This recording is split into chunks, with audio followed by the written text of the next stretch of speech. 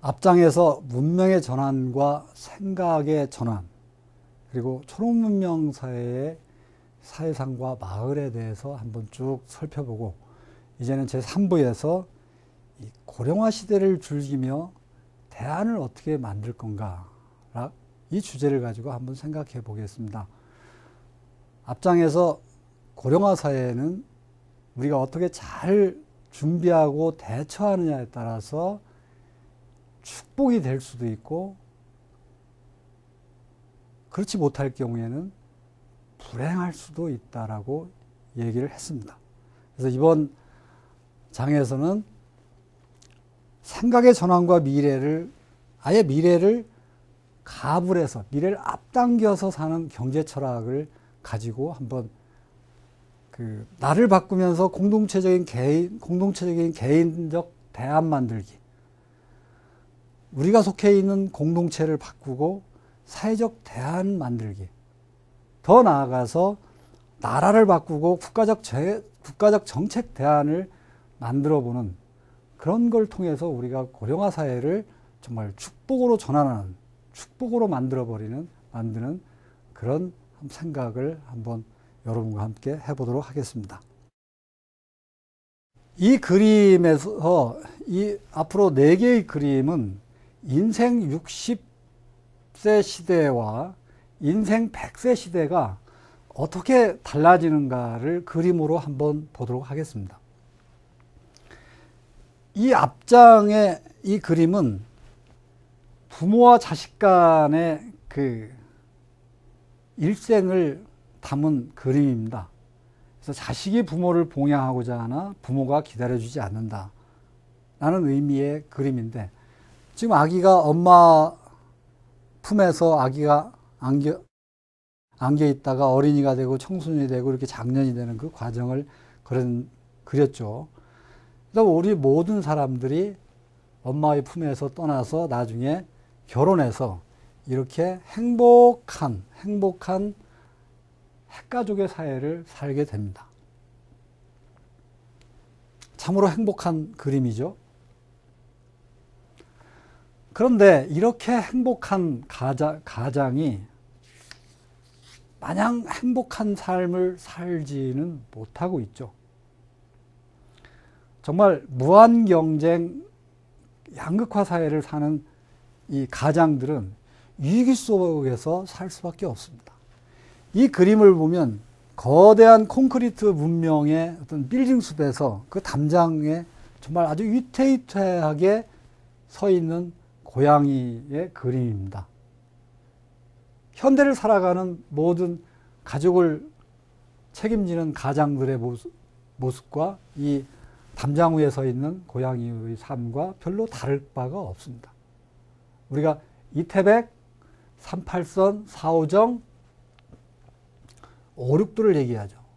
20대 태백이, 20대 태반이 백수고 38세, 45세, 56세 이 마디마디마다 직장에서 떨려나가지 않을까라는 불안감을 가지고 사는 게 오늘 현대를 살아가는 많은 직장인들과 가정을 책임지는 가장들의 위태위태한 삶의 모습을 이 그림을 통해서 우리가 알 수 있습니다. 그런데 이제는 이렇게 살 수가 없는 거죠. 이제는 부동산 문제, 집 문제. 보통 우리 젊은 세대가 정말 열심히 돈을 벌어서 30평, 40평 집 한 채를 마련할 수 있는 사람이 얼마나 되겠습니까?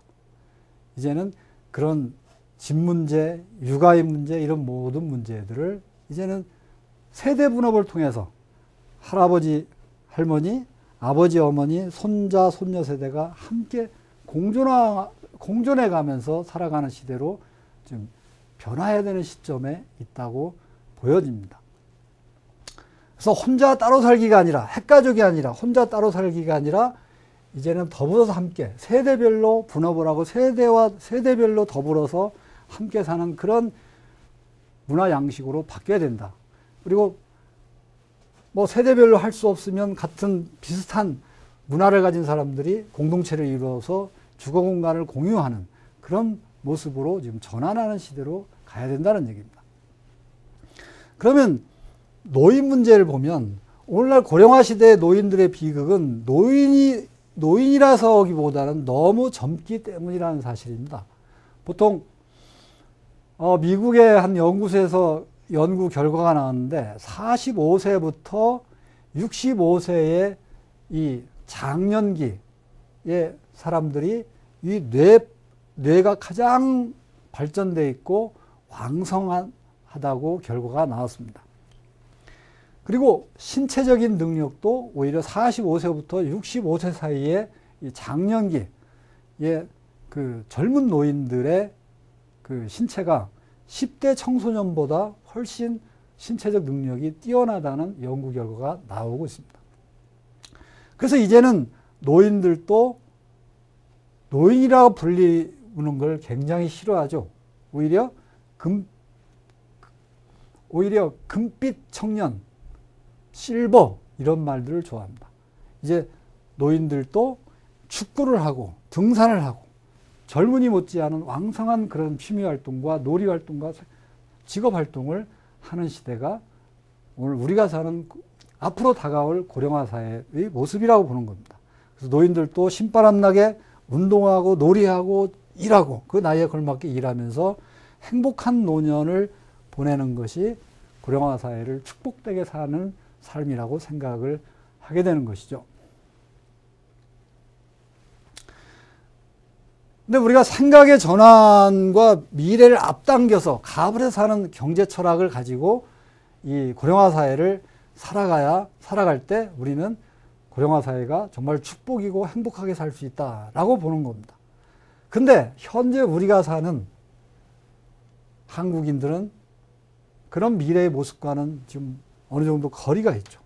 시대 변화의 한복판에서 굉장히 삶이 위태로운 것이 현재 우리의 한국인들이 놓여 있는 상황입니다. 인공지능과 로봇 기술의 발전, 그 다음에 고용 없는 성장으로 인해서 일자리가 대폭 감소되고 있는 상황 속에서 우리 한국의 한국인들은 살고 있습니다. 그 다음에 청년 세대와 기성 세대 간의 이제 갈등이 격화되기 시작하고 있습니다. 또한 고령화 속도가 엄청나게 빨리 진전되고 있습니다. 2050년에는 대한민국이 가장 최고의 초고령 사회를 살 거다라는 세계적인 전망도 나오고 있습니다. 어쩌면 이런 준비되지 않은 상황에서 고령화는 저주와 같을 수도 있다라는 얘기입니다. 그다음에 그렇게 믿었던 부동산 버블 붕괴로 지금 하우스 푸어라는 얘기가 나오고 있지 않습니까? 또한 퇴직연금도 언제 붕괴될지 모르는 상황입니다. 그 다음에 그래도 굉장히 튼튼했던 한국의 중산층은 아주 급격하게 붕괴되고 있고 20대 80사회로 양극화가 급진전되고 있죠. 그 다음에 그래도 예전에는 개천에서 용 난다라는 신화가 있었습니다. 근데 개천에서 용이 나기는커녕 개천에서 미꾸라지도 나기 어렵다라는 그 자조적인 이야기가 나올 정도로 오늘 한국 사회는 계층 이동의 희망과 꿈이 좌절된 사회죠. 그럼에도 불구하고 우리는 욕망을 절제하고 자제하고 욕망을 통제하는 삶을 살기가 어렵습니다. 오히려 욕망의 덫에 빠져서 결코 채워지지 않는 욕망의 덫에 허우적거리는 게 오늘날을 사는 한국인들의 모습이 아니냐, 그런 생각을 해보게 됩니다. 그러면 앞으로 어떻게 살아가야 되는가? 젊게 사는 게 굉장히 중요하다고 생각을 합니다. 노예된 노동일지라도 그것이 돈만 되면 열심히 노동하고 돈벌이가 되면 어떤 수단과 방법을 가리지 않고 경제행위를 하는 그런 생각에서 이제는 노동의 주인이 되고 살림살이 경제로 사는 그런 생각의 전환이 필요하다는 겁니다. 그리고 나 혼자 나 혼자, 그리고 빨리 혼자 잘 살아보세 해서 이제는 더불어서 여럿이 함께 제대로 살아보세 라는 관점을 가지고 이제는 살아야 된다는 겁니다. 그래서 생각이 바뀌면 행동이 바뀌고, 행동이 바뀌면 습관이 바뀌고, 습관이 바뀌면 성격이 바뀌고, 성격이 바뀌면 인격이 바뀌고, 인격이 바뀌면 인생이 바뀐다. 내가 바뀌면 우리가 바뀌고, 우리가 바뀌면 세상이 바뀐다라는 말을 미국의 심리학자 윌리엄 제임스가 말한 적이 있죠. 그래서 이제는 나를 바꾸고, 우리를 바꾸고, 나라를 바꾸는 일을 이제는 하면서 어떤 고령화 사회의 대안을 만들고 그걸 즐기는 그런 관점이 필요하다라는 얘기입니다. 그러기 위해서는 넘버원 가치관에서 온리원 가치관으로 사는 게 매우 중요합니다. 넘버원 가치관과 온리원 가치관은 쉽게 말해서 토끼와 거북이의 경주 우화에서 잘 살펴볼 수 있죠. 토끼는 거북이라는 경쟁 상대를 놓고 거북이와 계속 경쟁 상대와 비교하면서 경주를 합니다. 하지만 거북이는 경쟁 상대에 관심이 많지 않죠. 오히려 목표를 정하고 목표를 지점을 두고 현재의 나와 미래 목표를 만들어갈 목표를 달성할 그 목표의 나와 현재의 나를 경쟁시키면서 꾸준히 달려갔죠. 즉 미래의 나와 현재의 나를 경쟁시키는 그런 삶을 거북이는 살아간 겁니다. 그러면 이 꿈꾸면서 도전하며 마음과 정신을 젊게 사는 게 생각의 전환의 중요한 키포인트입니다. 생물학적인 나이와 젊게 나이는 전혀 다르죠. 보통 인생 이모작 시대, 인생 60시대의 나이와 인생 100세 시대의 나이는 곧바로 비교하면 안 된다는 얘기죠. 보통 인생 100세 시대에는 자기 나이에 0.7을 곱한 그 나이가 인생 이모작 시대의 나이와 같다라는 얘기입니다. 만약에 지금 40살이라면, 내 나이 40살이라면 0.7, 74, 28, 28세밖에 안 되는 거죠. 지금의 40세는 예전 인생 60시대의 청년과 전혀 다를 게 없다는 겁니다. 그 다음에 평생 공부하며 취업과 진학과 창업을 선순환시키면서 자기 삶을 엮어나가자는 겁니다. 최근에 나이 70세에 대학에 입학하는 노인들이 많아지고 있습니다. 이분들의 얘기를 들어보면 이렇게 살다가는 90살, 100살 살 것 같아서 앞으로 30년, 40년을 어떻게 보낼까? 라는 생각을 하다 보니까 새로운 공부를 해야 되겠다라는 생각 때문에 대학을 입학하게 됐다라고 얘기하는 노인들이 굉장히 많아지고 있다는 사실입니다.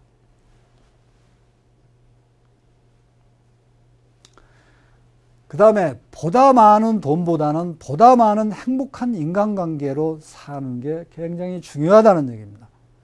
우애와 신뢰로 쌓아 올린 이 지속 가능한 네트워크와 멤버십이 어쩌면 고령화 시대에는 나의 가장 큰 자산이자 경쟁력이 된다는 것입니다. 유명한 실존 철학자 키에르케고르는 그런 얘기를 합니다. 행복의 90%는 인간관계에 달려있다. 그렇기 때문에 사람이 행복이다. 라고 얘기합니다.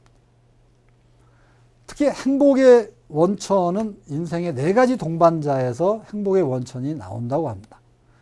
인생의 베이스 캠프인 가족적 동반자, 가족과 직업적 동반자인 동료와 낭만적 동반자인 연인, 사교적 동반자인 이 친구, 이런 인간관계들이 나의 행복의 아주 중요한 원천이라는 것. 더 나아가서 어떤 사람은 진리탐구의 동반자인 도반이 있느냐 없느냐가 그 사람 인생의 행복과 불행의 중요한 그 기준이 될 수도 있다는 겁니다. 그래서 고령화 사회를 살아갈 때는 미래를 가불하에 사는, 미래를 앞당겨서 삶을 즐기고 대안을 만드는 게 굉장히 중요하다는 얘기입니다. 첫 번째로 놀면서 새끼 꼬는 풍류 경제 철학을 정립할 필요가 있다는 얘기입니다. 보통 우리가 놀면 뭐 노세 젊어서 노세 차차차 그런 얘기가 아니라 여기서 논다는 얘기는 딥플레이, 심오한 놀이로서의 딥플레이를 이야기합니다. 이 딥플레이 인문학, 인문예술학은 시, 서, 화, 악, 가, 무, 문사철의 향연을 의미하는 거죠. 보통 고령화 사회라는 얘기는 예전에 인생 60시대에서 평균 수명이 30년이 늘어나 버렸다는 거죠. 이때 어떻게 살 거냐? 일만 하고 살 거냐? 그렇지 않다는 거죠. 오히려 딥플레이를 더 많이 해야 된다는 거죠. 그래서 이 평균 수명 30년을 고령화 사회, 평균 수명이 30년이나 늘어난 이 고령화 사회를 잘 살려면 딥플레이가 충분 조건으로가 아니라 이제는 전제 조건이 되고 있다는, 전제 조건이 되고 필요 조건이 되고 있다는 겁니다. 산업사회에서는 문화예술과 심오한 놀이로서의 딥플레이, 인문학 같은 게 변두리 영역이었죠. 후순위였죠. 그렇지만 앞으로 초록문명 사회를 살아가는 고령화 시대에는 오히려 딥플레이, 심한 놀이로서의 인문학과 문화예술이 이제는 앞선 순위, 우선순위로 전환되고 있다라는 얘기입니다. 그 다음에 도랑치고 가지 잡는 공유경제 철학을 정립할 필요가 있습니다. 이 도랑을 친다는 얘기는 사회적 문제 해결과 같은 사회적 가치 추구를 의미하죠. 가지 잡는 건 경제적 가치 창출을 의미하는 겁니다. 예전에 산업문명 시대에는 가재를 잡기 위해서 이리 뛰고 저리 뛰고 굉장히 분주했죠. 근데 지금은 그런 게 아니라 오히려 사회 문제를 해결하고 더불어 잘 사는 일을 도모하다 보니까 돈도 벌리는, 그래서 도랑치고 가지 잡는 방식의 공유경제 철학을 정립할 필요가 있다는 얘기입니다. 그 다음에 님도 보고 뽕도 따고 콧노래 부르는 신바람의 경제 철학을 정립할 필요가 있다. 여기서 님이라는 건 님이 연인이 될 수도 있고 도반이 될 수도 있습니다. 님도 보고 도반과 함께 경제적 가치를 창출하면서 콧노래 부르는 신명과 공감의 가치를 창출하면서 신바람의 경제 철학을 정립할 필요가 있다는 얘기입니다. 그 다음에 고령화 사회에서는 돈 버는 거에 집중을 했죠. 근데 이제는 돈벌이에 몰두하는 거 가지고는 인생의 긴 시간을 보낼 수가 없다는 겁니다. 그렇기 때문에 재미와 의미와 효익이 함께 어우러지는 삼위일체 경제 철학을 정립할 필요가 있다. 매사 일에는 재미, 의미, 효익 세 가지가 있어야 필요 충분 조건을 갖춥니다. 왜냐하면 의미 없는 재미는 허무하고 허탈합니다. 근데 재미없는 의미 또한 꼰대의 훈계처럼 지겹습니다. 그래서 재미도 있어야 되고 의미도 있어야 됩니다. 그런데 재미도 있고 의미는 있는데 이 효익, 이 가치가, 경제적 가치가 창출이 안 되면 안타깝습니다. 우리가 주변에서 아주 의미 있는 일을 하면서 재밌게 사는, 자원봉사도 하면서 어떤 NGO 삶을 아주 멋있게 사는 사람들이 있죠. 근데 그분들이 돈이 없기 때문에 굉장히 주변에서 바라보기에 안타까울 때가 있는 거죠. 그래서 이 고령화 사회의 긴 세월을 살아가기 위해서는 재미와 의미와 효익이 어우러지는 그런 삼위일체 경제 철학을 정립할 필요가 있다라는 얘기입니다. 그러면 이런 그 고령화 시대를 살아가는 그런 철학을 정립했다 하더라도 우리가 그러려면 과연 다가올 고령화 사회는 미래 충격이 우리한테 굉장히 심할 텐데 그 미래 충격에 대비하고 미래 변화에 잘 적응하기 위해서 한번 체크 포인트를 가지고 우리를 점검해 볼 필요가 있다는 거죠. 변화를 알면 불확실성을 통제할 수 있으며 미래의 모습을 조금이라도 내다볼 수 있다면 미래 충격에 대응하며 준비할 기회를 얻을 수 있다라는 얘기입니다. 그래서 과연 우리는 미래 변화에 대한 방향 감각, 미래 지도를 과연 나는 가지고 있는가? 과연 나는 변화의 내용을 알아차리며 그 변화의 속도에 적응하고 있는가? 자신의 일과 생각이 미래 트렌드 적합성에 조응하고 있는가? 그 다음에 미래 변화에 걸맞는 지속 가능한 생태계 구축 능력이 있는가? 그리고 그러한 시스템을 가지고 있는가? 라는 질문을 자기 자신한테 해볼 필요가 있다는 것입니다. 자, 생각의 전환과 미래를 가불하여 미래를 앞당겨 사는 경제 철학을 정립을 하고 그 경제 철학의 입각에서 나를 바꾸고 공동체적인 개인의 대안을 만들어 보는 작업이 필요하다는 얘기입니다. 바로 그것은 따로 살기에서 더불어 함께 살기에 가장 중요합니다. 그러면 이런 미래를 가불하여서 미래를 앞당겨서 살아보는 새롭게 다가올 미래에 걸맞는 철학을 앞당겨서 그런 경제 철학의 입각에서 내 인생의 인생 3모작 미래 지도를 한번 그려보자. 라이프 스토리 메이킹을 해보자. 그러려면 저출산 고령화 사회, 인생 3모작 사회의 특징에 대한 이해가 필요합니다. 이 고령화 사회라는 건 아까도 얘기했지만 늘어난 평균 수명이 30-40년 늘어났다는 얘기죠. 쉽게 얘기하면. 예전에는 영유아기, 청소년기, 중년기, 노년기 이 4단계였습니다. 인생 60세에는. 근데 인생 100세 시대에는 이 오디세이기와 활동적 은퇴기가 중간에 우리의 일생에 새로운 주기가 새로 생긴 거죠.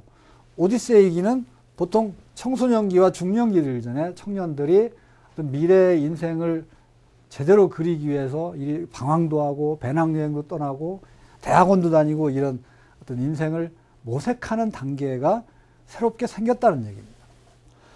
그 다음에 활동적 은퇴기는 장년기라고 말할 수 있죠. 보통 55세에서 75세 이 나이입니다. 이게 굉장히 그 고령화 사회에 늘어난 평균 수명인데 요 단계가 끼어들면서 인생 3모작 사회는 6개 단계로 우리의 일생이 분류된다고 볼 수가 있습니다. 인생을 축구 경기에 비유한다면 1살부터 25살까지는 연습기간, 25세에서 50세는 어떤 축구 경기로 말하면 전반전, 1모작이죠. 50세부터 75세까지는 후반전, 2모작이죠. 75세에서 80세까지는 연장전, 3모작에 해당되는 거예요. 85세부터 100세까지는 휴식기간으로 볼 수가 있죠. 물론 최재천 교수는 번식기와 번식 후기로 구분해서 인생 2모작이다 이렇게 명명했는데 저는 인생 3모작으로 명명을 구분을 해보고 있습니다. 그런데 이 고령화 사회의 첫 세대가 있습니다. 한국에서 이 고령화 사회의 첫 세대는 6.25 전쟁이 끝난 직후에 아기를 엄청나게 많이 낳습니다. 이때 6.25 전쟁이 끝난 1955년부터 1960년 한 5년 사이에 출생한 급작스럽게 많이 출생한 세대를 베이비 부머 세대라고 하죠. 강의를 하는 저 자신도 베이비 부머 세대의 전형적인 사람인데 이 베이비 부머 세대가 한국 사회에서 굉장히 중요한 세대입니다. 왜 그러냐면 고령화 사회의 첫 세대고 인류 사회의 고령화 사회를 첫 경험하는 세대이기 때문에 이 베이비 부머 세대가 역사적 과제가 굉장히 크죠.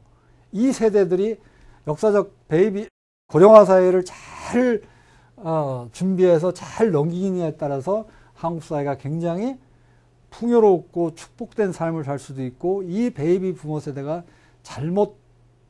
잘못됨으로써 한국 사회에 굉장한 파장을 일으킬 수 있다는 겁니다. 대표적인 서울대 홍옥윤 교수가 베이비 부모 세대를 대표해서 그들은 소리내 울지 않는다라는 책에서 이 베이비 부모 세대를 잘 표현하고 있습니다. 청춘만 아프더냐, 삶이 금음달처럼 오그라드는 줄도 모르고 앞만 보고 달려온 베이비 부모 세대인 50대. 50대는 더 아프다. 다만 소리내어 울지 않을 뿐. 이 베이비 부모 세대는 소리내어 울지 않지만 가장 악착스러운 세대였고, 고령화 사회의 첫 세대고, 인류사의 고령화 사회를 첫 경험하는 세대이기 때문에 이 세대들이 어깨가 굉장히 무겁습니다. 그래서 내 인생의 인생 3부작 미래 지도를 그릴 때 굉장히 현재 고령화 사회가 어떤 사회냐는 걸 잘 알아볼 필요가 있다는 거죠. 이 고령화 사회는 이 평균 수명과 건강 수명의 갭을 줄이면서 건강하고 오래오래 사는 것이 모든 인간의 꿈이 된 사회를 살아가고 있다는 사실입니다. 우리가 보통 회식 때나 이런 때 건배사 할 때 9988234 지화자 좋다라고 건배사하는 사람들이 굉장히 많습니다. 이 9988234라는 말은 99살까지 팔팔하게 살고 2, 3일 앓다가 죽자, 이런 얘기죠. 왜 2, 3일 앓다가 죽습니까? 외국에 간 아들이나 이런 사람들 오게 할 시간을 주겠다는 거죠. 그런데 평균 수명과 건강 수명의 갭이 2, 3일밖에 안 된다는 건 이 사람은 무지무지 행복한 사람입니다. 생각해 보세요. 어떤 사람은 80세까지 건강하게 살다가 81세부터 100살까지 침대 위에서 누워서 사는 사람도 분명히 있을 거라고 생각합니다. 바로 이런 사람은 바로 20년을 지옥 같은 삶을 살아야 되는 거죠. 그런데 정말 한 2, 3일 앓다가 팔팔하게 살다가 2, 3일 앓다가 죽을 수 있다면 그 사람은 무지무지하게 행복한 인생을 살게 된 거죠. 그래서 결국 이 얘기는 자신의 건강 수명과 평균 수명의 갭을 얼마나 줄이려고 노력하느냐, 이게 인생 3부작 미래지도 그리기에서 굉장히 핵심적인 주요한 포인트라는 얘기입니다. 그 다음에 이태백 38선 4호종 5,6도에 대한 유비무환의 준비가 필요한 사회라는 얘기입니다.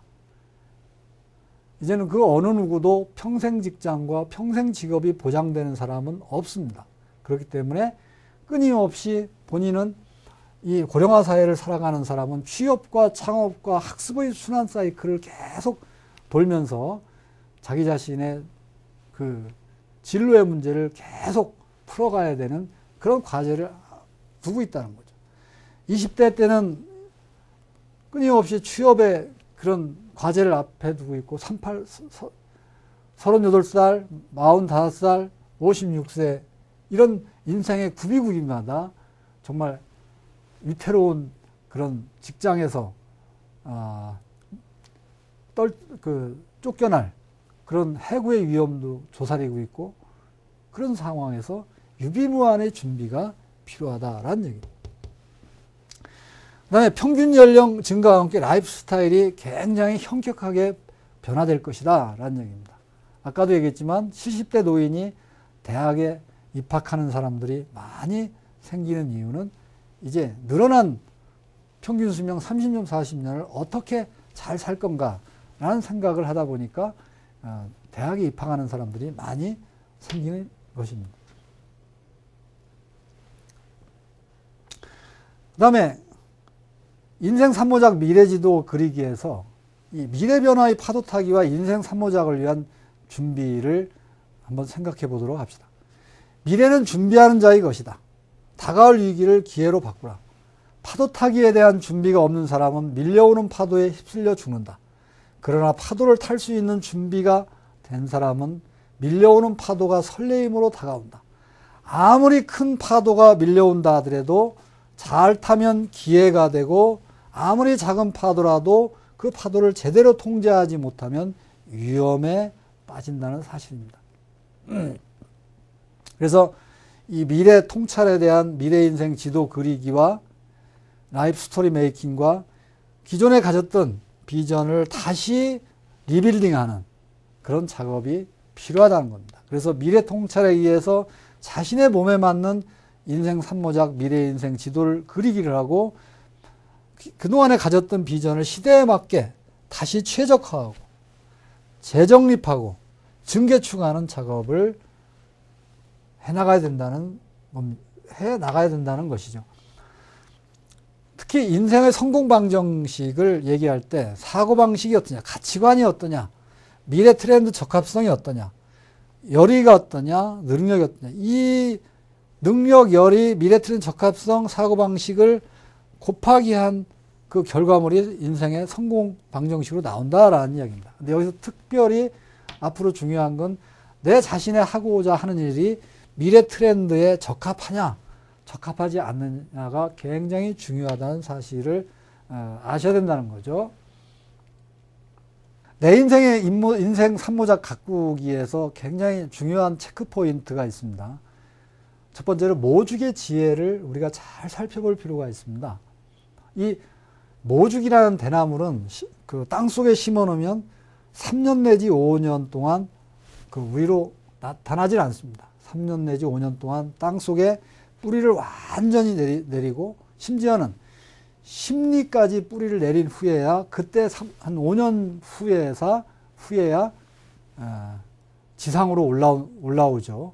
그때 지상으로 올라온 후부터는 하루에 70cm씩 자라가지고 1년 만에 거대한 대나무 숲을 이루는 게 이 모죽이라는 대나무의 그 속성이죠. 이 모죽으로부터 배울 지혜가 많다는 겁니다. 무슨 일을 할 때는 충분한 인프라 구축과 인구의 준비 과정이 필요하다는 겁니다. 그래서 좋은 미래지도 그리기와 적절한 포지셔닝이 필요하다. 그 다음에 줄탁 동시에 주체적 의지와 외부 환경의 조화가 필요하다. 우리가 알을 남이 깨면 달걀 후라이가 되고 말죠. 그런데 스스로 깨고 나오면 병아리가 되고, 이 병아리가 꿋꿋이 성장하면 나중에 멋진 수탉이 되는 겁니다.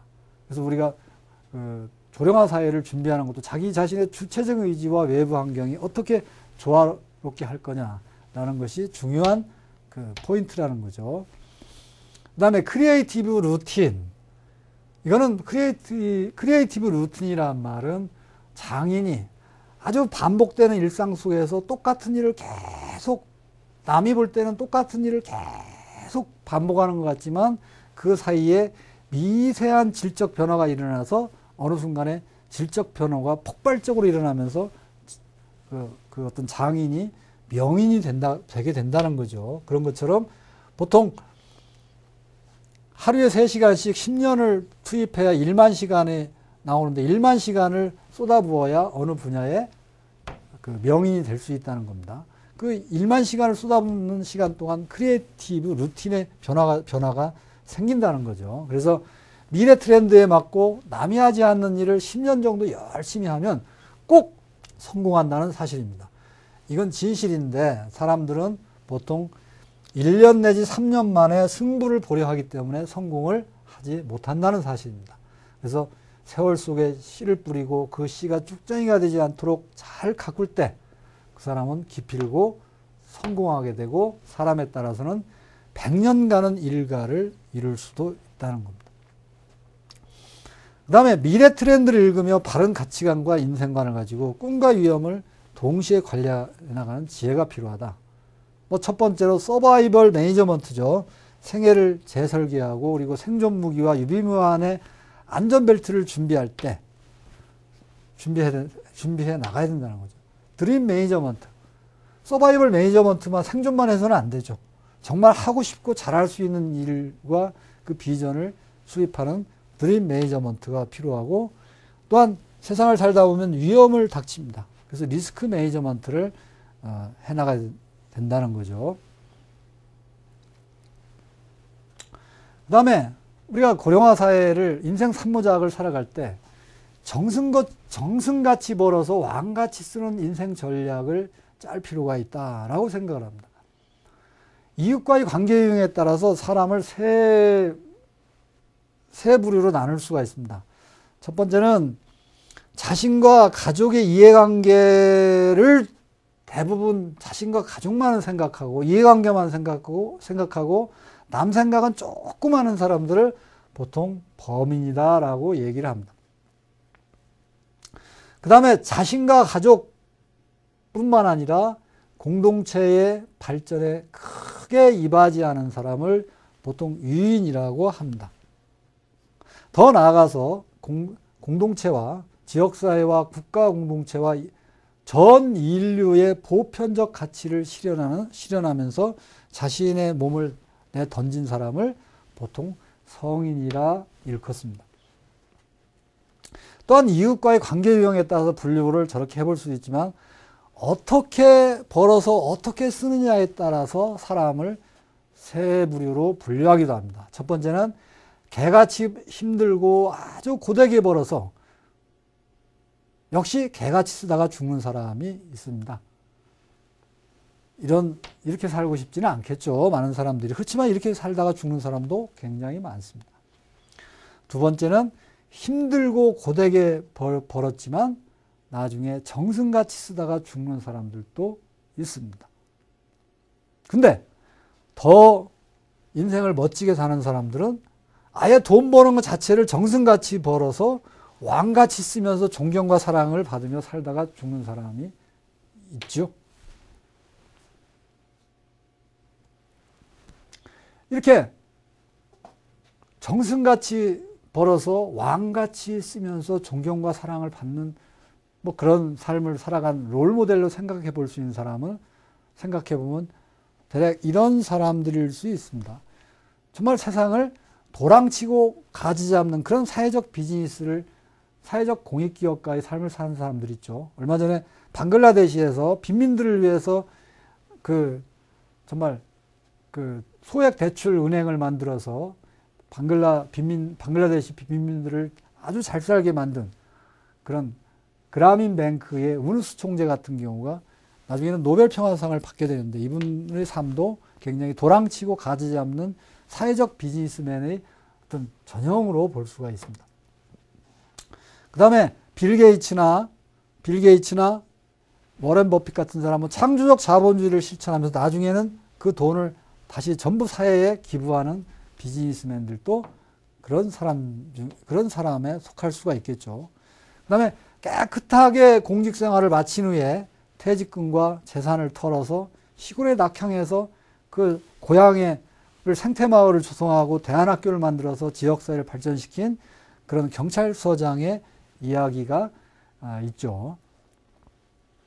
그 다음에 성공한 보험 세일즈맨으로서 자기 고향에 가서 지역 나름의 사회복지재단을 만들어가지고 지역을 발전시키고 지역을 균형 발전시키고 지역을 아주 훌륭한 지역사회를 만드는데 기여한 그런 보험 세일즈맨의 이야기도 들려오고 있죠. 그 다음에 은퇴 후에 아프리카 이런 저개발 국가로 가서 지역사회 개발 사업이나 학교와 병원 설립 등의 그런 사회사업을 벌이는 사람들도 우리 주변에 많이 있습니다.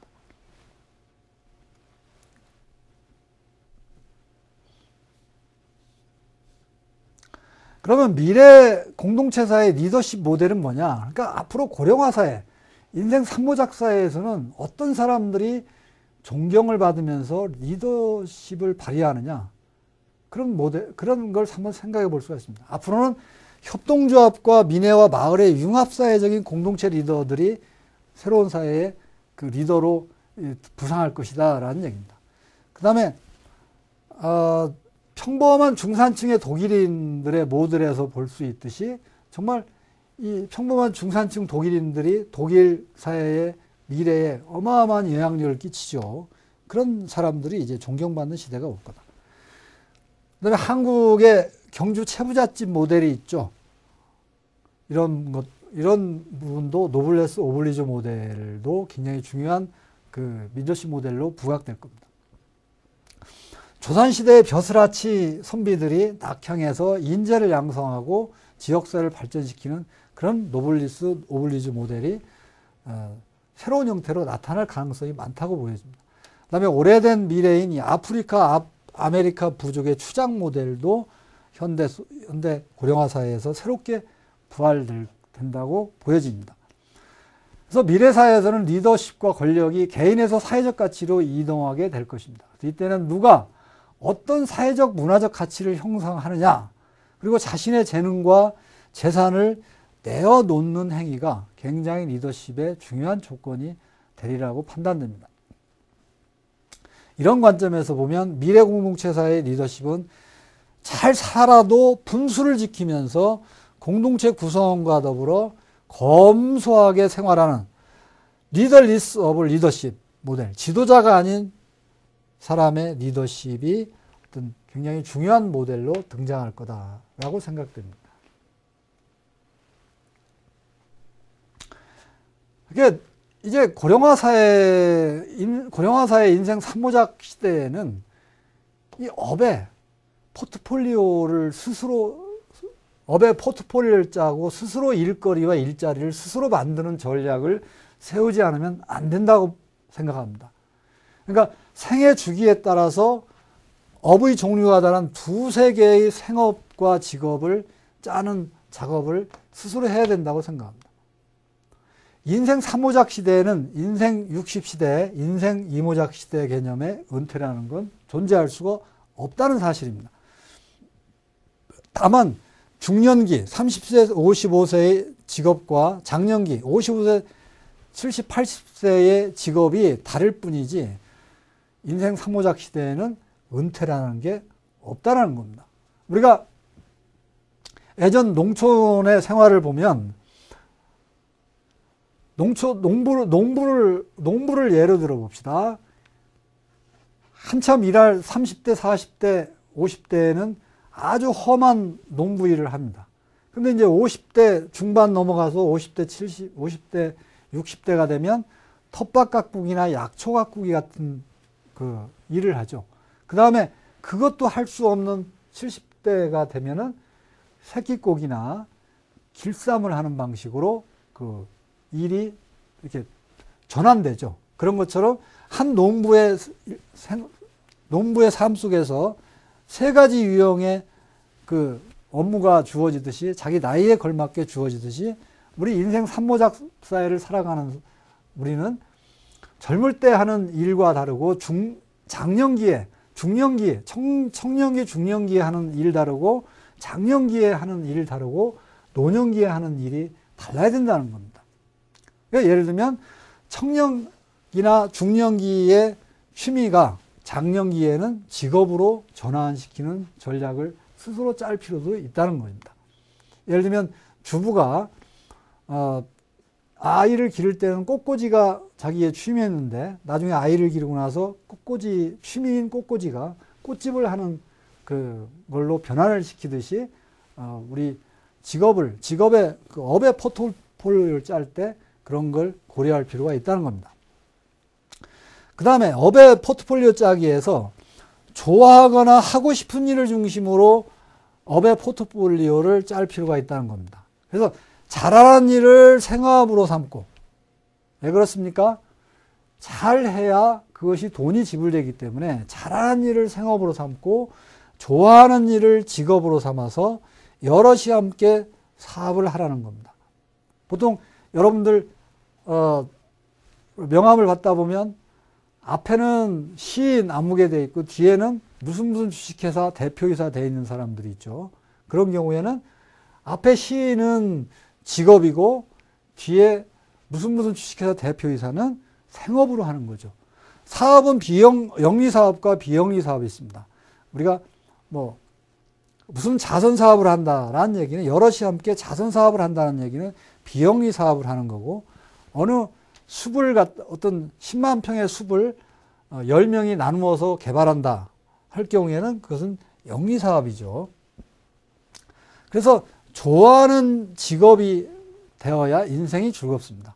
그리고 좋아하는 일을 해야 그 일에 미칠 수 있고 힘들어도 실패해도 후회가 적고 설령 실패를 했더라도 실패가 자산으로 남아서 성공의 밑자산이 되죠. 그런데 돈 벌기 위해서 하는 일은 오래 할 수가 없고 또 실패하면 아주 후회만급인 게 돈 벌기 위해서 하는 일이라고 볼 수가 있습니다. 그러니까 업의 포트폴리오와 스스로 일자리를 만드는 전략에서 노동과 직위의 세대 간 분업하기도 굉장히 고령화 사회에서 중요한 키포인트라는 얘기입니다. 그래서 젊은이와 중년기와 장년기 세대가 서로 분업과 상호 보완적 협동 시스템을 만들고 그런 어떤 조직 문화를 만들어 볼 필요가 있다는 거죠. 그래서 이 젊은 20대 때는 주로 일을 배우고 그 다음에 어떤 중년기 세대의 세대한테 어떤 조수의 역할을 하는 것이 20, 30대의 역할이라는 거죠. 그 다음에 중년기 30대, 50대는 그때 배운 일과 조수로서 닦은 경험을 가지고 이제 실무의 중책을 맡는 플래닝과 매니저먼트의 중책을 맡는 게 이 중년기의 역할이다라는 얘기입니다. 그 다음에 장년기 60대, 70대에는 이 자기가 그동안 쌓아온 경험과 경륜을 컨설팅 해주고 스폰서링, 후원해주고 여러 가지 업무를 조정하는 코디네이팅 역할을 하는 방식으로 젊은 세대와 중년기 세대와 장년기 세대가 서로 업무를 가지고 분업하고 상호 보완적 협동 시스템을 만들 필요가 있다는 얘기입니다. 가정에서도 육아 분업 체계가 이제는 필요한 시대가 다가왔죠. 이제 할머니, 할아버지와 아버지, 어머니와 손자, 손녀가 이 3세대가 한 집에서 따로 또 같이 또 따로 살면서 할머니와 맞벌이 부부 간의 육아 분업이 이제는 필요하다는 얘기입니다. 요즘 똑똑한 젊은이들은 결혼해서 부모님과 같이 살 생각을 하죠. 그래서 낮에는 아이를 유치원에 보내고 밤에는 아이들이 할머니, 할아버지와 지내게 하고 자신은 뭐 퇴근 후에도 자유롭게 활동을 하죠. 그렇게 하면서 나중에 왜 내가 30평, 40평 집 마련하기 위해서 내 인생을 저당 잡힐 필요가 없다고 생각하는 겁니다. 오히려 부모님과 잘 더불어 살면서 부모님이 돌아가시면 자연스럽게 상속을 받아서 이렇게 사는 그런 그 세대 간에 더불어 함께 살기로 문제를 해결하면 되지 굳이 예전 핵가족 시대처럼 내가 집을 마련하는데 20년, 30년 인생을 저당 잡히면서 죽어라 일만 하는 그런 그 인생을 살고 싶지 않다는 게 오늘날 똑똑한 젊은이들의 사고방식입니다.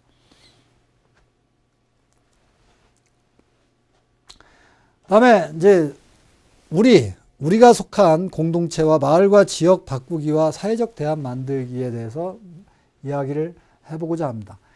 공동체, 마을과 지역을 이 호혜적 관계망으로 짜고 그 호혜적 관계망으로 짜여진 사회적 경제 시스템을 만드는 것이 오늘날 인생 삼모작 시대를 잘 살아가는 것이다 라고 보여집니다. 그래서 생태적 적정 성장과 초록명사회를 위한 생태 구축이 필요하다. 거미줄을 잃은 거미가 존재 의미를 상실하듯이 사람 역시 공동체, 호혜적 관계망을 잃는 순간 그는 곧 고독과 소외에 몸부림치는 방랑자가 된다 라는 얘기입니다. 지금까지는 홀로 따로 살기로 존재했지만 이제는 사회안전망이 없어지고 치열한 그 사회에서는 정말 거미줄을 잃은 거미가 존재 의미를 상실하듯이 사람 역시 공동체를 잃는 순간, 호혜적 관계망이 없는 순간 고독과 소외에 몸부림치는 방랑자, 어쩌면 잉여인간으로 전락될 수가 있다는 것입니다. 그래서 공동체가 존재하는 곳, 호혜적 관계망이 촘촘하게 짜여진 마을과 지역에서는 굶어 죽는 일은 절대 없다는 것입니다. 이 사람들은 복지 시스템이다 하면 국가가 다 하는 걸로 생각을 합니다. 그렇지만 국가 주도에 의한 복지 시스템은 어떤 수준까지는 상당히 의미가 있습니다. 하지만 복지 체제 그 자체가 근본적인 해결책이 될 수 없습니다. 그야말로 정말 진짜 배기 복지는 사람 냄새 나는 공동체라는 틀 속에서만 가능하다는 것입니다. 정말 진짜 배기 공동체는 사람 냄새 나는 공동체라는 틀 속에서만, 이 호혜적 관계망이라는 틀 속에서만 가능하다는 얘기입니다. 그러면 사회적 경제 생태계 구축을 하면서 사회적 대안을 어떻게 만들 건가? 우리가 흔히 가볍게 해볼 수 있는 것들은, 한 예를 들어 봅시다. 학습과 대화와 생활 나눔의 토론 공동체를 만들어 보고 참여하는 일입니다. 뭐 생활 미래라고 볼 수도 있습니다. 학습과 대화와 생활 나눔이 어우러지는 토론 공동체를 만들고 참여해 보는 일들입니다. 그 다음에 이런 토론 공동체를 기반으로 한번 여럿이 함께 협동조합 생활협동조합이든 뭐 여러 가지 형태의 의료협동조합이든 또는 자기 생업으로서 협동조합을 만들든 이 협동조합 만들어보고 참여해보고 이런 일들이 어떤 사회적 경제 생태계를 구축하고 사회적 대안 만드는 일이 중요한 일이 될 수가 있습니다. 그 다음에 문화사랑방과 축제를 만들고 또 참여해보고, 요새 뭐 풍류문화사랑방 전국 네트워크, 전국 생활음악인 네트워크가 전국에 생기고 있지 않습니까? 이런 일들도 새로운 사회적 문화 생태계를 구축하는 굉장히 중요한 일들이죠. 그 다음에 토론공동체를 기반으로 해서 이 마을 만들기를 같이 해보고 참여해보는 이런 일들. 지금 현재 마을 만들기 전국 네트워크가 만들어져서 마을 만들기 운동이 굉장히 그 의미 있는 일로 부상하고 있죠. 그 다음에 귀농귀촌이나 도시농업하기, 또 뭐 컨트리 노마드. 이 도시농업 앞으로 20년 내지 30년 후에는 모든 사람이 이제 농부가 된다라고 유엔 미래 포럼은 전망하고 있습니다. 자기가 먹는 그 먹거리는 자기가 해결하는, 그래서 텃밭에서 해결하든 옥상에서 해결하든 아니면 베란다에서 그 농사를 져서 자기 먹거리는 자기가 해결하는 이런 도시농업 활성화를 통해서 이 5%의 농민농업을 100%의 국민농업으로 만드는 일도 굉장히 중요한 사회적 경제 생태계를 만드는 일들입니다. 그 다음에 정책 토론의 발화점을 제공하는 독립적 싱크탱크 만들어보고 참여하는 것도 중요한 일이죠. 그 다음에 작고 느리지만 깊이 있고 정확한 미디어를 만들어보고 참여해보는 일들, 마을 신문도 만들고 지역 공채 라디오를 만들고 SNS 기반의 인터넷 신문을 만드는 그런 일들이 다 아주 소박하고 작은 일이지만 우리 사회적 고령화 사회, 인생 삼모작 시대에 사회적 경제 생태계 구축하고 사회적 대안을 만드는 일에 아주 굉장히 중요한 일들이라는 겁니다.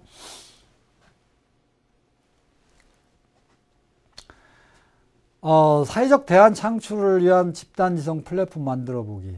제가 몸담고 있는 청미래재단에서 한번 만들어 본 그 사례입니다. 그래서 청미래적 가치와 아름다운 생각, 그리고 열정적인 실행력을 가지고 서로가 서로에게 멘토가 돼주고 비빌언덕이 돼주고 품앗이 파트너십이 되어주면서 매사 재미와 의미와 효익을 창출하며 정책 대안과 프로젝트를 만들어내는 그런 싱크 커뮤 플랫폼, 싱크 커뮤니티 네트워크 플랫폼으로서 만들어봤습니다. 아까 지식PD 싱크넷 플랫폼을 만든 이유는 어떤 앞으로 고령화 사회를 고령화 사회 속에서 정말 새로운 길을 탐색하는 그런 그 시도였죠. 그래서 혼자로는 불가능하기 때문에 불안과 고통을 민 스스로 극복해 나가는 어떤 문화적 자구책으로서 생활문화 축제를 한번 만들어 봤습니다. 그리고 호혜적 관계망으로서 이 공동체 형성, 품앗이 협업을 통해서 일거리와 일자리를 창출하는 프로젝트를 또 만들어 보기도 했습니다. 그래서 시민사회 속에서 정책적 자구책과 롤모델을 만들어내는 이 싱크 워크 플랫폼을 창출하고 그걸 만들어보자 라는 동기에서 지식PD 싱크넷이 출범하게 된 거죠. 마지막으로 나라 바꾸기와 국가적 정책 대안을 만들어 보거나 참여를 해보자 라는 얘기입니다. 나라를 촘촘한 사회 안전망과 지속 가능한 경제가 아주 활착되고 이 통일된 문화국가를 만들 수 없겠는가. 이런 지역과 국가의 발전을 위한 정책 의제를 제안해보고 실천해내는 그런 일들을 우리가 해보자. 그래서 도농순환형 녹색 성장 복지국가 시스템과 지속 가능한 사회 안전망을 구축하는 정책 의제를 내놓고 한번 이야기를 해보자. 그러니까 제가 볼 때 도시에서는 현재 한국 사회에서 도시의 노령 인구를 도시가 다 수용하는 데는 한계가 있기 때문에 이제 도시와 농촌이 이 노령 인구, 노령화 사회의 문제를 같이 풀어야 된다라는 얘기입니다. 그래서 농업도 이제는 세대별로 사회적 분업을 해야 된다. 그다음에 아이와 노인은 궁합이 맞는데 이 아이와 노인이 농촌에서 함께 생활할 수 있는 그런 인프라 구축이 필요하다. 그다음에 우리나라는 산이 많은데 이 산지를 바이오 신성장 동력 기지로 만들 필요가 있다라는 얘기입니다. 그래서 우리 도농 순환형 녹색 성장 복지국가가 되려면 10만의 자립형 소농을 양성하고 100만의 농촌 마을 시민이 필요하고 100만의 컨트리 노마드를 육성하자라는 얘기입니다. 10만의 자립형 소농을 육성하자 이 얘기는 여러분 쉽게 다 알 수 있는 얘기고요. 100만의 농촌 마을 시민이라는 건 농촌에 간다고 해서 꼭 농부가 될 필요는 없다는 겁니다. 농촌에 갔다 해서 꼭 농부가 되고 농사를 지어야 된다는 필요는 없다는 겁니다. 다만 농촌에 갔기 때문에 텃밭 농사를 하고 이런 걸 할 필요가 있지만 농촌에 필요한 컨설턴트가 될 수도 있고 대안학교 교사가 될 수도 있고 산불 예방이 될 수도 있고 농촌에 필요한 도시에서 축적한 경험과 전문성을 가지고 농촌에 가서 할 수 있는 그런 농촌 마을 시민의 육성이 필요하다. 그 다음에 꼭 농촌에서만 귀촌한 데서 농촌에만 살아야 되느냐? 꼭 그것만은 아니라는 거죠. 서울에서 3일 살고 농촌에서 4일 살고 서울에서 4일 살면서 일하고 농촌에 와서 또 3일은 텃밭도 갖고 농촌에 생활을 하면서 사는 그런 컨트리 노마드가 한 100만 정도.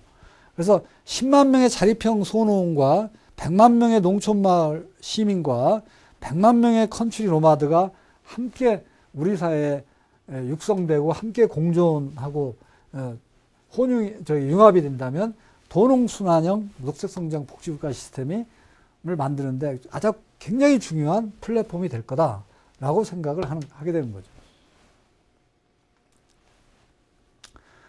정책의제 신뢰로는 남북관계 정상화, 지금 남북관계가 완전히 파탄되고 바닥이 돼가 제로 상태지만 앞으로 남북관계를 정상화를 통해서 이 동아시아의 국제도시로 변하는 이 만주경제권과 이 유라시아 대륙 경제권 형성에 우리 한국이 이니셔티브, 선도권을 갖고 나가자. 지금 북한에는 한 7천조 원의 지하 광물이 있고 이 삼경 5천조에 해당되는 휘토류가 있습니다. 그래서 적어도 사경 2천조가량의 그 지하 자원이 이 사경 2천조면 우리 한국의 1년 예산이 300조라면 약 120년 남북한이 120년 동안 놀고 먹어도 되는 그런 어마어마한 지하 자원이 북한에 지금 잠들고 있는 거죠. 근데 이 북한에 잠들고 있는 지하 자원을 이 중국에 넘겨주고 있는 상황이죠. 최근에 이런 상황을 보고 아이쿠다 싶어서 일본이 지금 끼어들고 있습니다. 어쩌면 북한을 놓고 북한의 지하 자원 사경 2천조에 어떤 한국이 남북한이 120년 동안 놀고 먹어도 될 어마어마한 지하 자원을 놓고 중국과 일본이 지금 각축전을 벌이고 있는 상황이 아니냐라는 생각이 그런 상황이라고 볼 수 있습니다. 그래서 북한을 커넥션으로 해서 만주경제권과 유라시아 대륙 경제권을 우리가 이니셔티브를 가지고 앞서 선도적으로 개발해서 어떤 한국의 세계 경영과 그 다음에 청년과 은퇴기 베이비 부모 세대들이 이런 세계 경영에 동반 진출하는 그런 상상력을 가지고 인생 산막의 무대를 펼쳐보는 그런 그 상상력을 가질 필요가 있다라고 생각되는 겁니다. 분단 한반도가 통일 한반도가 됐을 경우에 2050년경에 통일 한반도는 1인당 GDP 상으로 볼 때 G2 국가가 될 가능성이 높다라고 2005년도에 골드만삭스가 얘기했죠. 근데 만약에 통일 한반도가 안 되고 지금과 같이 분단 한반도 상태에서 서로 치고받는 상황이 계속된다면 1994년에 1인당 GDP 9,000불의 상황으로 다시 한국은 경제는 9,000불의 수준으로 전락될 수도 있다는 얘기를 한 적이 있습니다. 이런 상황을 우리는 잘 살펴볼 필요가 있다고 생각합니다. 그럼 이런 국가적 정책 대안을 만들어보고 참여하는데 우리의 비전은 뭐냐? 통일된 문화국가를 어떻게 만들 거냐? 이 적정성장 자원순환형 문명시대에 맞는 국가 비전을 그려보고 가능한 실천을 찾아볼 필요가 있다. 이때 우리는 백범 김구 선생께서 문화강국 비전과 창의경제국가의 그 비전을 우리는 유심히 한번 살펴볼 필요가 있다고 생각합니다. 김구 선생은 백범일지의 나의 소원에서 신생 한국의 비전으로 이 문화강국, 문화부국을 제시를 했습니다. 그때 당시 헐벗고 힘든 시절에 그 이상은 대단히 높고 현실이 못 따라준 그 빈곤 시대 속에서 문화강국의 비전을 설파했다는 것은 그 김구 선생의 대단히 탁월한 견해라고 볼 수가 있습니다. 한국은 현재 산업화의 눈부신 성공으로 인해서 OECD에 가입했죠. 근데 지금 제로 성장 시대, 저성장 시대의 경제 구조로 오늘날 한국은 진입해 있죠. 여기서 백범의 국가 비전은 아주 빛나고 있습니다. 여기서 백범 김구 선생은 창의성과 융합력, 문화의 힘이 문화강국의 동력이다.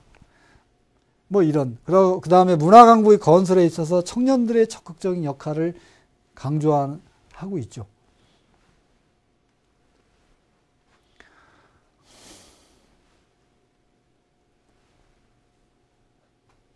그래서 이런 문화강국을 만들어 가는데 이 지식문화 산업은 우리한테 특히 선진국형 차세대 성장 동력에서 굉장히 중요한 성장 동력이자 수종 산업입니다. 그래서 우리가 이 문화국가의 비전과 함께 이 지식문화 산업을 어떻게 발전시킬 것인가에 대한 아주 굉장한 검토가 필요하다고 생각합니다. 컴퓨터와 로봇의 발전으로 이 문의 영역의 인문학, 문화예술학과 관련된 창의산업이 부상할 것입니다. 그 다음에 교육과 문화를 통한 사람의 투자야말로 어떤 한국에 있어서 한국의 미래에 있어서 미래에 대한 가장 확실한 준비이자 투자라고 보여집니다. 그 다음에 성장과 복지 선순환이라는 관점에서 볼 때 미래 먹거리와 새로운 일자리 창출 전략이 최대의 국가 이슈로 등장할 겁니다. 이때 지식문화 콘텐츠 창조 산업, 이것은 우리나라의 새로운 신성장 동력 산업으로 부상하게 될 것이라는 거죠. 특히 지식문화 콘텐츠 산업의 뿌리 산업인 이 이야기 산업은 고부 가치를 창출하는 국가의 신성장 동력의 핵심 중의 핵심으로 부상할 거다라는 전망을 해봅니다. 이런 생각 때문에 저는 관악구 고시촌을 지식문화 마을로 전환시키고 관악구를 지식문화 창조밸리로 만들어보는 구상을 해봤고 그 실천을 지금 하고 있습니다. 지금 관악의 그 고시촌은 사법고시 제도가 곧 없어지고 로스쿨 제도가 시행됨에 따라서 5만 명의 고시생이 바글바글하던 고시촌이 이제는 3만 명 정도의 거의 절반 정도의 고시생이 이제 나가는, 그래서 고시촌이 텅텅 비는 공동화되는 상황에서 이거 어떻게 할 건가? 그래서 고시생과 작업 환경이 아주 유사한 작가, 예술가, 연구자, 지식문화 종사자들이 이 고시생과 함께 어우러지면서 고시촌이 지식문화 마을로 바뀌면 좋지 않겠는 거냐. 그래서 지역 청년문화 활성화, 지역경제 활성화, 뭐 이런 것들이 함께 어우러지면서 마을 만들기 활성화가 이루어지면서 어떤 지역이 창조되는 지식문화 마을이 되면 어떻겠는가. 이것은 영국 에딘버러를 우리가 벤치마킹 해볼 필요가 있다. 세계적인 이야기 산업의 메카이자 명품 창조 도시죠. 영국 에딘버러는 세계적인 이야기 산업의 메카이고 명품 창조 도시입니다. 가히 지식과 문화와 관광 산업 중심의 하이터치 밸리의 상징이죠. 그래서 집중과 몰입의 학습 환경을 가진 이 고시촌은 이 주변에 서울대학교, 그다음에 잘 짜여진 작은 도서관 네트워크, 관악산, 도림천 이런 걸 배경으로 해서 정말 멋진 지식문화 마을로 전환이 가능하지 않겠는가라는 생각을 가져봤습니다. 이런 작은 마을 만들기의 노력들, 이런 것들이 나라를 바꾸고 국가적 정책 대안을 통해서 어떤 우리 사회를 정말 고령화 사회를 축복으로 만들고 정말 우리 사회를 새로 한 단계 선진국형으로 업그레이드 시키는 일을 우리가 해나갈 수 있다는 것입니다.